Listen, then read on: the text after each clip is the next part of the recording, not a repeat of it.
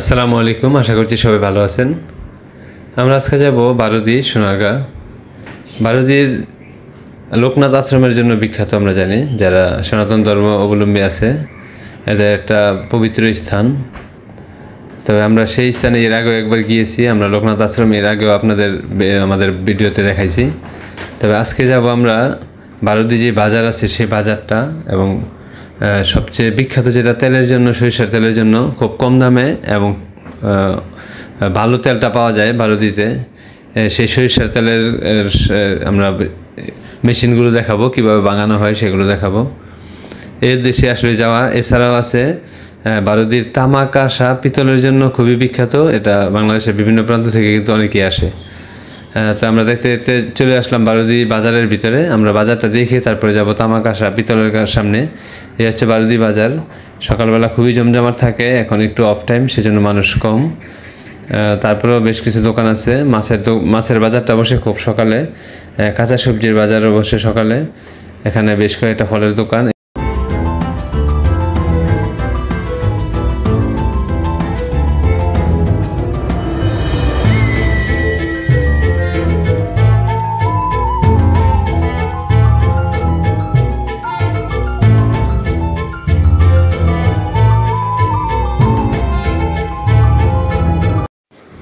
বারুদি বাজারটা খুবই পুরনো এবং ঐতিহ্যবাহী বাজার।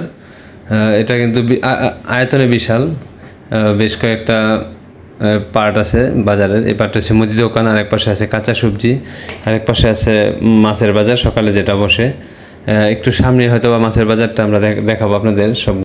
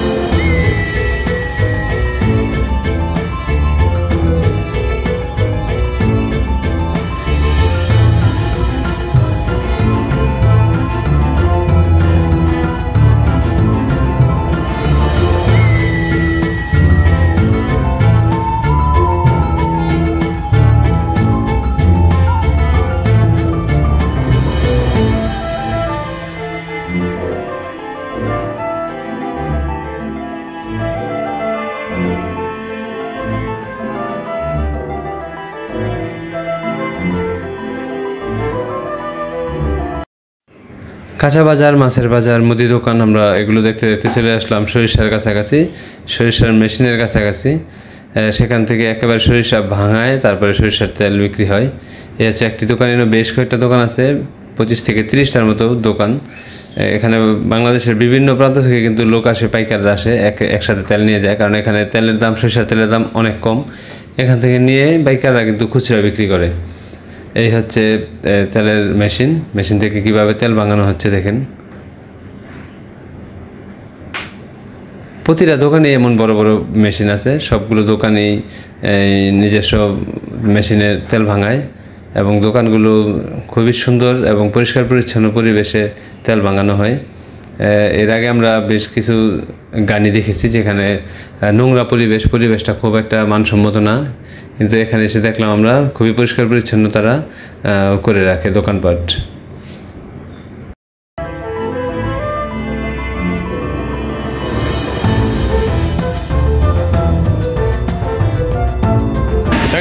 টাকডুম বাজায় বাংলাদেশের ঢোল।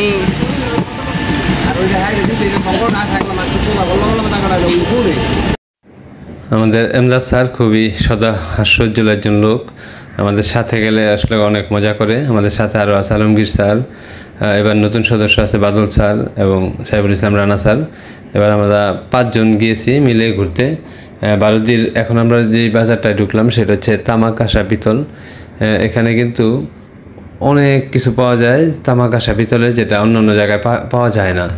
এখানে দোকান আছে অনেকগুলো, প্রায় 30 থেকে 40টা দোকান আছে, যেখানে শুধু খালি তামাক আশা ইত্যাদি জিনিসপত্র বিক্রি করা হয়। এছাড়াও আছে পুজোর অনেক সরঞ্জাম।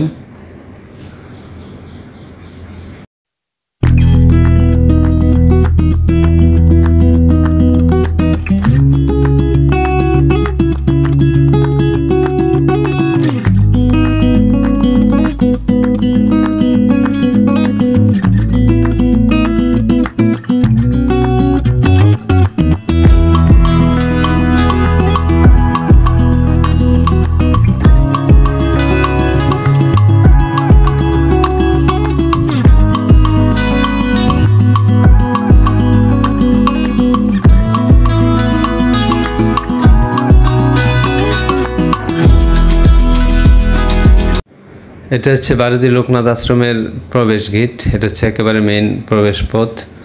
এখানে দুইটা গেট দেখা যাচ্ছে, একটা বড় গেট, একটা ছোট গেট, দুই গেট দিয়ে প্রবেশ করা যায়। এ হচ্ছে গেটের আশেপাশের দৃশ্য। এই পাশটা হচ্ছে সব দোকান, মিষ্টান্ন দোকান আছে সামনের দিক দিয়ে, এবং তার পিছনে আছে তামাক আশা পিতলের দোকান, খেলনা দোকান, বাচ্চাদের শোপিসের দোকান, সারি সারিভাবে দোকান, অনেকগুলো দোকান আছে এখানে।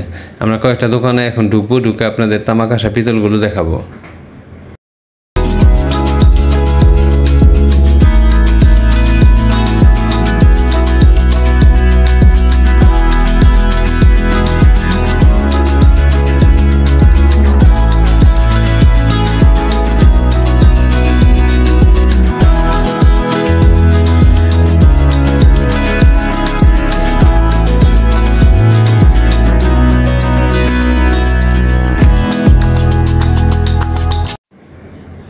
আসলে এই পিতলের জিনিসগুলো এত সুন্দর লাগতেছে, মন চাইবে যে সবগুলি নিয়ে নেই। খুবই সুন্দর, হাতে নিলে খুবই টেকসই, মজবুত এবং উন্নত মানের মনে হয়। আসলে দুই ধরনের পিতলই এখানে আছে, ভালোটাও আছে এবং 2 নম্বরটাও আছে। ভালোটার দাম একটু বেশি। এছাড়াও আছে কাঁসারটা খুবই রেয়ার, খুব সহজে কোথাও পাওয়া যায় না এখন, তবে এখানে অরিজিনাল কাঁসার পাওয়া যায়। কাঁসার দাম অনেক বেশি। পিতলও আছে।